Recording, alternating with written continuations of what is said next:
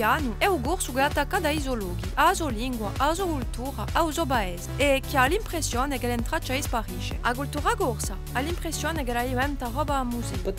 La sua lingua, più ogni mois. Désolé, je ne parle pas corse. Per dire conti corsi, non ne sente più ribomba al luogo. In paese si sente appena solo. La corsicarodie non la riconosce più. Come indiani in America, sa che i suoi sottocchi la miseria, l'alcol e la droga, che li si domano tra di loro, o che li sono le prime vittime dell'accidente di vetture. Ora, quando è lo sorte, non si sente più in Corsica, la sua identità è stata folclorizzata. Quello che ha l'impressione di essere un indiano si domanda se un'amica la finisce in una riserva. Noi abbiamo tutti in casa. Ma forse non l'accetterà mica.